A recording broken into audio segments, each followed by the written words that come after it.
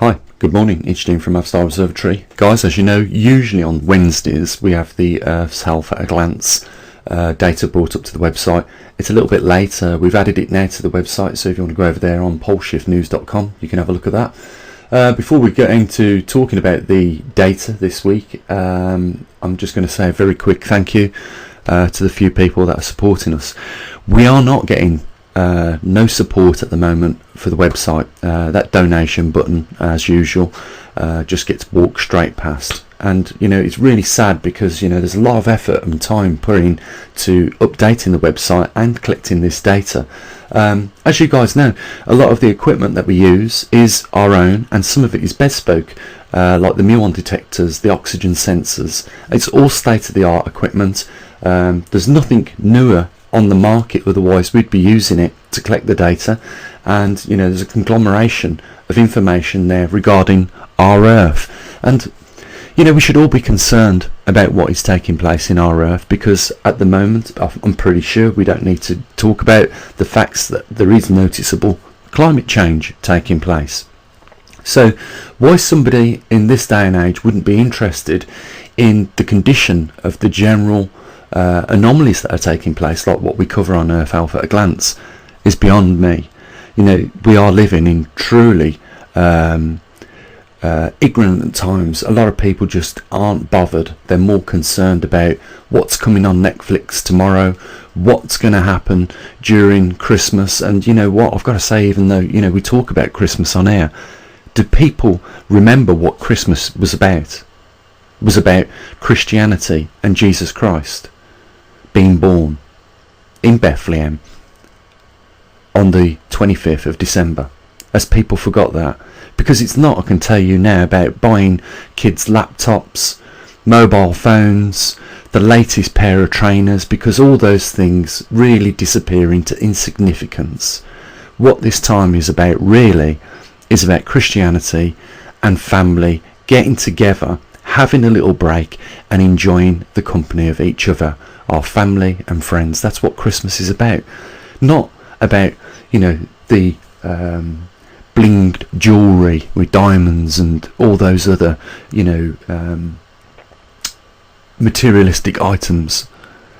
It is a real shame that we are losing the common grip on real reality, and people, as I've said before, are more concerned with what goes on in front of their door with regards to their personal life than they are about the very thing that grants them the ability to have a life in the first place. I'm talking about our biosphere, our planet Earth.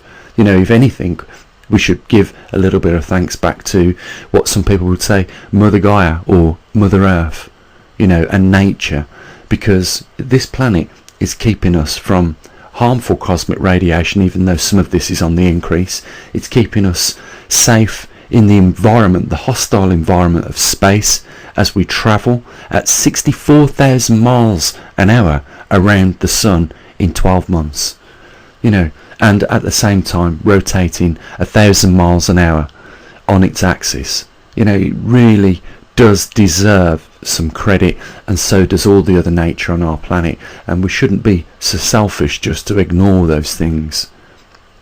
Guys, as you can see, atmospheric CO2 is relatively normal, not changed in great detail. Neither is any of the other things that we look at, like atmospheric oxygen, and we should be grateful for that, because if we start seeing significant changes in these things, then we're going to start noticing the effects of these things.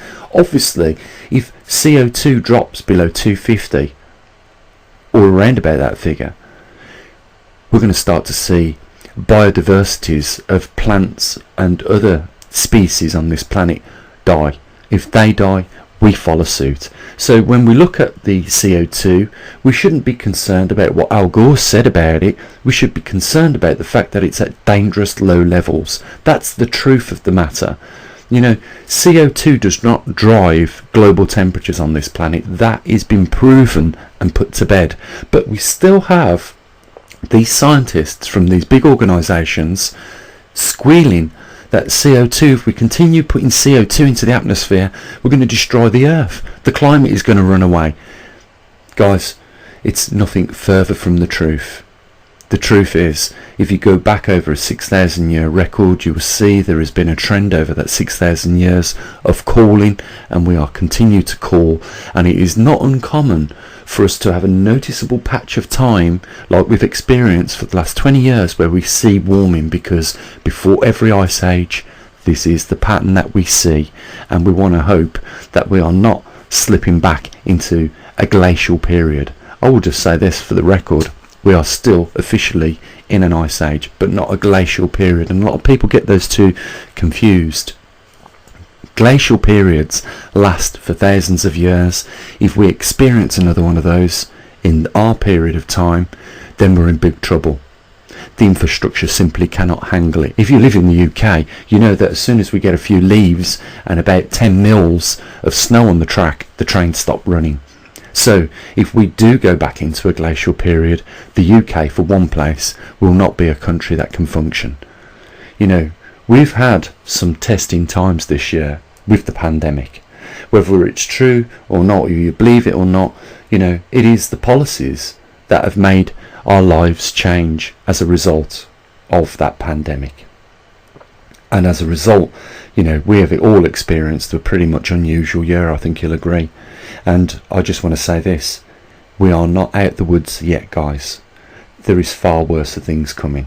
And it's not just from what mainstream is promising with, you know, cyber attacks and, you know, how close we are to losing the grid because of that.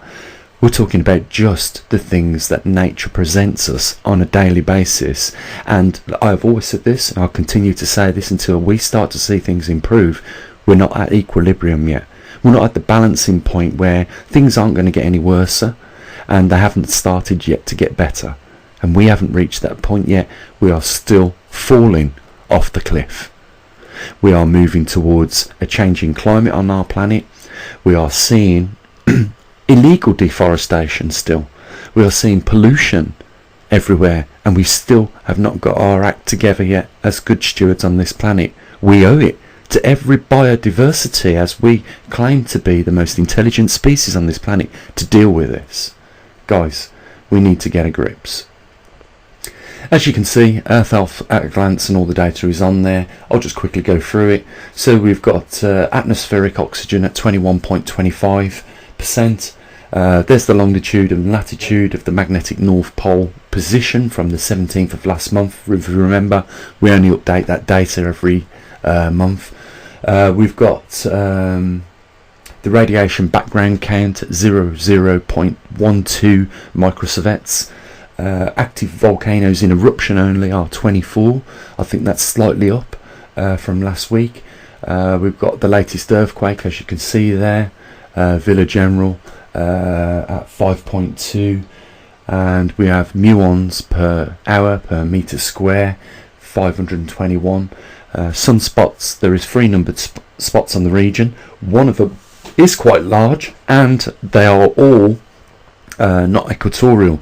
And as you guys know, if you've been following, we are supposed to be in a solar minimum at this point, at the end of the solar cycle, beginning possibly the next solar cycle. I know officially people have said we've entered solar cycle 25, but I'm just saying this: the sunspots are not equatorial, and therefore, you know, they are at 30 degrees south on the disk. So that means, according to the position of the sunspots, it's in maximum. And you know, even though there are only a few of them, the position of the spots is out of sync with what we've recorded over many years. So something is definitely wrong with our sun, even despite the activity dropping off over the last 3 cycles over 33 years. You know, we are still in a grand solar minimum, and the heliosphere as a result of that is weakened, and we get more radiation inbound. So sunspots at 3, geomagnetic fields quiet, the solar X-rays are normal, jet stream conditions are still unsettled, and that is because of the activity with a shrinking heliosphere and a weakened magnetosphere at the current time. As you can see, Hong Kong stable, Canada unstable. That is because the region over Canada with the magnetic intensity is weakening, albeit very slow. But when we expand it over like a decade and look at it, you know, it's quite alarming at how much Canada is losing its magnetic intensity, and that is because, as we now know, over in Russia that intensity is increasing and it is winning the magnetic dipole from Canada, and therefore that is why we see the migration over the northern hemisphere. It is predicted, guys, as you know if you've been watching the video, that over the next 2.8 years we're going to see the dipole, or the magnetic north pole, that thing our compass points to, reach that 40-degree point, and at that point we may see it speed up exponentially as it goes from the strong field lines into the weak field lines, and we possibly at that point experience a magnetic reversal. It is also at that point that the magnetosphere will rapidly reduce in its field strength, offering us less protection at a point in time where we really need it more than ever because of the low solar output. Again, both of these coincide with each other and cause the problems with our climate on our Earth. So guys, I'm going to leave it at that. Sorry about it being a day late. I know some of you now are looking forward to the weekly reports and the monthly reports with regards to the position of the magnetic North Pole. We are doing what we can here, guys, for you, to keep you informed on this subject, and all we ask is just for a little bit of support here and there, and you know that that helps push the cart and helps keep things going. You know, I know it's a terrible time for us all financially, but I don't think this is one of the things that we want to see disappear from either YouTube or off the website because of lack of funding. So, you know, I applaud people to, you know, get down there in the description. You'll see a couple of links where you can help support us, one on PayPal, or you can go over to Patreon and become one of our patrons on there. It's entirely up to you, or you can just come over to the website and click the rarely clicked button for donate on there as well. But the main thing is that we keep this observatory funded and we keep the information coming with regards to these huge changes that are taking place on our Earth. Guys, a reality check. Last time the Earth went through a completed magnetic reversal 780,000 years ago, and this one is not like any other because it is 500,000 years overdue. I need not to say any more other than what I usually do. Links down there if you want to support us, and I bid you a great day, guys. I'll be back in a couple of days maybe with some more information on this related topic. Have an amazing time as always. Bye for now.